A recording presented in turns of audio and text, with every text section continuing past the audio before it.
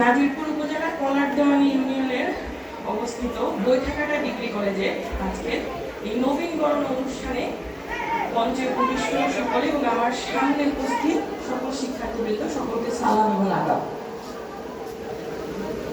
আমি প্রথমেই একটু বলি, যেটা হলো আসলে সময় গেলে সাধন হয় না। একটা নির্দিষ্ট সময়ের পরে ভালো কথা শুনতেও আসলে ভালো লাগে না। প্রত্যেকটা জিনিসের একটা নির্দিষ্ট সময় থাকে। এটা আসলে সৃষ্টিকর্তা প্রদত্ত। মানুষের মস্তিষ্কের একটা রিসেপটিভ পাওয়ার থাকে, একটা নির্দিষ্ট সময় পর্যন্ত ভালো লাগে, তারপরে আর ভালো লাগে না। আর তোমরা আজকে যে অবস্থানে আছো নবীন শিক্ষার্থীরা, আমরা সকলেই তো সে অবস্থানেই ছিলাম। কাজে তোমাদের ওই মনস্তত্ত্বটা আমি বুঝতে পারছি। খুব বেশি কথা শুনতে এখন আর ভালো লাগছে না। নবীন বরণে এই দিনটা তোমাদের জন্য খুব আনন্দের একটা দিন। আমি যখন এখানে আসি তখন আমার প্রত্যাশা ছিল ঠিক যেমন যে তোমাদের এখানে খুব এতটা সাজানো থাকবে সেটা অবশ্য আমি প্রত্যাশা করিনি। তোমরা অনেক সুন্দর করে সাজিয়েছো, দিনটা খুব আনন্দের। আমি তোমাদের সাথে আজকের এই নবীনবরণের অভিজ্ঞতা তোমরা নিজেরা যেমন পেলে, আমার নিজের জীবনে নবীনবরণের অভিজ্ঞতা ওই রকমই ছিল। সকাল থেকে অনেক বক্তব্য, তারপর একটা দুটা সাংস্কৃতিক অনুষ্ঠান, এরপরে একটু রিফ্রেশমেন্টস, তারপরে চলে যাওয়া। আবার একই সাথে আমার সৌভাগ্য হয়েছিল বিদেশের একটি বিশ্ববিদ্যালয়ে নবীনবরণে অংশগ্রহণ করার। সেখানে এই ধরনের কোনো ফর্মাল প্রোগ্রাম হয় না। সেখানে যেটা হয়, ঠিক তার পূর্ববর্তী বছরগুলোতে যে শিক্ষার্থীরা থাকেন, অর্থাৎ সেকেন্ড ইয়ারের বা যেহেতু এটা তোমার উচ্চ শিক্ষা প্রতিষ্ঠান, সেখানে অনার্স মাস্টার্স পিএইচডি স্টুডেন্টরা থাকেন, সেই সমস্ত সিনিয়র শিক্ষার্থীরা বিভিন্ন রকম বুথে তারা থাকে। তারা সেখানে ছোট ছোট অনেক গিফট দেয়। আজকে তোমরা যেমন গিফট পেলে, একই সাথে অনেক খাবার দাবার থাকে। তাদের সেই খাবার দাবার থেকে কমপ্লিমেন্টারি। সারাদিন তারা আনন্দ করে, ছবি তোলে। তারপর পরের দিনের ক্লাসগুলো কিভাবে হবে সেটা অনলাইনে তাদের কাছে মেসেজ চলে যায়, সেটা জেনে নিয়ে তারা বাসায় চলে যায়। তো আজকে তোমাদের জন্য এই দিনটা আনন্দের একটা দিন। আমি বক্তব্য দীর্ঘায়িত করতে চাই না, দিনটাকে বিষাদে পরিণত করতে চাই না। আমি আসার সময় অনেক ভাবছিলাম যে তোমরা কি কি চাইবে, কি কি প্রত্যাশা করবে। কিছু কিছু প্রত্যাশার কথা উঠে এসেছে শিক্ষার্থীদের কাছ থেকে, খুব বেশি না। মঞ্চে উপবিষ্ট অনেকে এবং উপস্থিতিদের মধ্য থেকে যারা প্রত্যাশার কথাগুলো জানিয়েছে শিক্ষা প্রতিষ্ঠান এবং অত্র অঞ্চলের উন্নয়ন কেন্দ্রে, আমি আন্তরিকভাবে চেষ্টা করে যাব যাতে এই প্রত্যাশাগুলো পূরণ করতে পারি। এবং একই সাথে তোমরা যেহেতু নবীন প্রজন্ম আমার সামনে বসে আছো, কোনো মিথ্যা আশ্বাস আমি তোমাদেরকে দিয়ে যেতে চাই না। তেমনি খুব আক্ষেপ করে একটা কথা আমার বলতে হয়, সেটা হলো নাজিরপুর থেকে বৈঠাকাটার যে 17 কিলোমিটার রাস্তা, এই রাস্তাটার বিষয়ে আমি আসলে খুব বেশি আশা তোমাদেরকে দিয়ে যেতে পারবো না, কাউকেই না। কারণ এই রাস্তাটির বিষয়ে বর্তমানে দুদকে মামলা চলমান রয়েছে। জেলা প্রশাসক স্যার প্রতিনিয়ত চেষ্টা করে যাচ্ছেন। আমরা অনেক চিঠিপত্র পাঠিয়েছি স্যারের মাধ্যমে, স্যারও পাঠিয়েছেন। বিভিন্ন সময় বিভিন্ন সংগঠনের কাছ থেকে স্মারকলিপি দেওয়া হয়, সেগুলোও আমরা প্রতিনিয়ত ফরওয়ার্ডিং দিয়ে পাঠিয়ে যাচ্ছি। কিন্তু যতদিন পর্যন্ত আসলে এই মামলার কার্যক্রম বন্ধ না হবে বা একটা সিদ্ধান্ত না আসবে, এখনো পর্যন্ত আমরা যতটুকু জানি এই রাস্তাটির কার্যক্রম আর অগ্রগতি হয়তো হবে না। তবে আমাদের আওতায় যতটুকু আছে এই শিক্ষা প্রতিষ্ঠান এবং এই এলাকার জন্য আমি সেটা করার জন্য আন্তরিকভাবে চেষ্টা করি। আর শিক্ষার্থীদের আসলে আমরা এই জায়গায় বসে দু একটা উপদেশ তোমাদেরকে দিতেই হয়, কারণ তোমরা যে পর্যায়ে আজকে আছো আমরা সেখানেই ছিলাম। তোমাদের মতো থাকাকালীন সময়ে তোমাদের কাছে এখন যেটা খুব স্বাভাবিক মনে হচ্ছে, আমাদেরও সেটা মনে হতো। কিন্তু আজকে যখন এই পর্যায়ে ওই পার থেকে যখন এইবারে চলে এসেছি, তখন মনে হয় যে ওই সময় ওই কাজটি না করলে বলে বোধ হয় আরো ভালো হতো। তোমাদের দুই একটা কথা আমি কি বলবো। প্রথমত একটু বলি, র্যাগিং আমাদের সকল শিক্ষা প্রতিষ্ঠান, উচ্চ শিক্ষা প্রতিষ্ঠানগুলোতে এটা খুবই বাজে এবং ভয়ঙ্কর একটা প্রথা। আমরা চাই না কোন শিক্ষা প্রতিষ্ঠান নবীন শিক্ষার্থীদের জন্য ভীতিকর জায়গায় পরিণত হোক।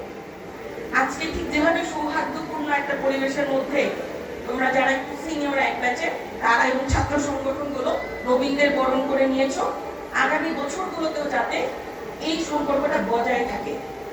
কোন শিক্ষার্থী যে রোদে দাঁড় করিয়ে রাখা, আসা যাওয়ার পথে কেন সালাম দিল না, কেন আমাকে আগে যেতে দিল না, আগে বসতে দিল না, অটোতে ভ্যানে কেন সে নেমে গিয়ে আমাকে জায়গা করে দিল না, এই বিষয়গুলো খুবই ঠুনকো। কারণ যখন তোমরা এখান থেকে আরেকটু বড় অধিক্ষেত্রে যাবে, তখন কিন্তু সেখানে তোমার কর্ম দিয়ে তোমাকে মূল্যায়ন করা হবে। কর্মক্ষেত্রে আজকে হয়তো তুমি একজন জুনিয়রের সাথে বিভিন্ন ধরনের আচার আচরণ করলে যেটা তার কাছে ভালো লাগলো না, কিন্তু কর্মক্ষেত্রে গিয়ে তুমি কিন্তু তার জুনিয়র হয়ে যেতে পারো। তখন এই জুনিয়রকে যদি মনে রাখে যে এই সিনিয়র থাকাকালীন সময় কলেজের একটা বছর আমার জীবনটাকে সে তো তেজপাতা বানিয়ে দিয়েছিল, আমি আজকে তার উপর থেকে সেই যেহেতু আমার অধীনস্থ তার উপর সেই প্রতিশোধটা নিব, সেটা কিন্তু হতেই পারে।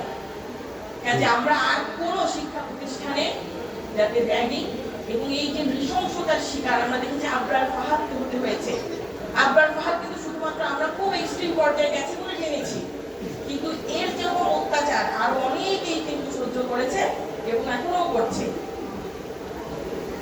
আরেকটা জিনিস, মাদকে আমরা কিন্তু যখন এই কথাগুলো বলি, মাদকের বিষয়টা কিন্তু খুব সামান্য বিষয় থেকে শুরু হয়, ধূমপান থেকে, কৌতূহল থেকে। এবং মাদক এমন একটা বিষয় আমরা যতই চেষ্টা করি এটা নিয়ন্ত্রণ করা সম্ভব না, কারণ মাদক আসলে গোপনে গ্রহণ করা হয়। অনেক জ্ঞানীগুণী মানুষজন আছে, তাদের সন্তানদের মাদকাসক্ত সেটি বুঝতে তার অনেক দেরি হয়। যে তোমাদের প্রতি অনুরোধ, বিশেষ করে ছাত্র যারা আছো তাদের প্রতি অনুরোধ, কোনোভাবেই এই কৌতূহলটিকে নিজের মধ্যে জায়গা দেবে না। কারণ একটা সময় এই কৌতূহল তোমাকে গ্রাস করে নেবে, যখন তুমি চাইলেও কিন্তু সেখান থেকে বের হয়ে আসতে পারবে না। আরেকটা বিষয় হলো, এই জিনিসটা আসলে এটাতেও একই রকম ভাবে আমাদের ছাত্রদেরই কিন্তু দায়িত্বটা বেশি। খুব কমন একটা বিষয় হলো ইফটিজিং। আজকে আমি এখানে প্রায় সমসংখ্যক ছাত্র এবং ছাত্রী দেখতে পাচ্ছি, বিষয়টি খুবই আনন্দজনক। কারণ এই প্রত্যন্ত অঞ্চল থেকে মেয়েরা এতটা সংগ্রাম করে এত দূরে এসেছে, এই জন্য ধন্যবাদটা আসলে আমাদের এই ছাত্রদেরও কিন্তু পাওয়া। এবং আমি তোমাদের কাছে এটা সবসময় বলবো যে তোমাদের খুবই আবেগপ্রবণ সময়, এই সময় অনেক বন্ধুত্বের অনেক ভালো লাগার বিষয় থাকতে পারে, তবে অপরপক্ষ তোমার মতামত মেনে নিতে বাধ্য নয়। কাজে তার এই শিক্ষা প্রতিষ্ঠানে আসা যাওয়ার পথটা যাতে সুগম্য হয়, তাকে যাতে কোনো রকম বাধা পেতে না হয়, এটি আমি আশা করব ছাত্ররা নিশ্চিত করবে। তোমার যে ছাত্রী সহপাঠীটি, সে যাতে তোমার কাছ থেকে কোনো হুমকির সম্মুখীন না হয়, এটা নিশ্চিত করতে পারবে তো তোমরা? ছাত্র সংগঠনের সদস্যরা ছিল, ছাত্র সংগঠনের সদস্যদের কাছ থেকে এই নিশ্চয়তা কি আমরা পাবো যে তোমরা কোনো ধরনের ইফটিজিং এর শিকার যাতে তোমাদের এই ছাত্রী সহপাঠীদের হতে না হয়। ভালো লাগা, বন্ধুত্ব থাকবে, কিন্তু একই সাথে আমাদের জানতে হবে কোথায় গিয়ে আমরা শেষ করব, সীমারেখাটা কোথায়। হয়তো একটা সম্পর্কের পরিণতি তুমি যেভাবে চাচ্ছ অপরপক্ষ সেভাবে নাও চাইতে পারে, অন্যের ইচ্ছার মূল্য তোমাকে দিতে হবে। সবাই বুঝতে পেরেছো তো? অন্যের ইচ্ছার মূল্য, সবাই কিন্তু সহমর্মী হতে হবে।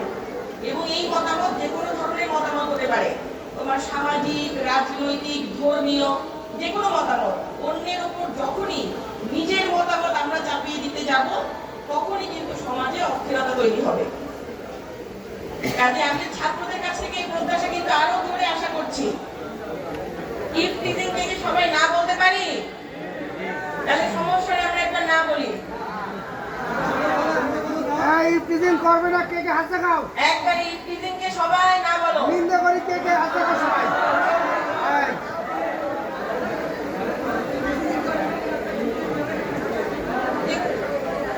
আর অনেক মূল্যবান কথাবার্তা তোমাদের পূর্বে আমাদের বন্ধু বক্তারা যারা ছিলেন তারা বলে গেছে যে আমি আর কোনো বক্তব্য দিতে চাই না।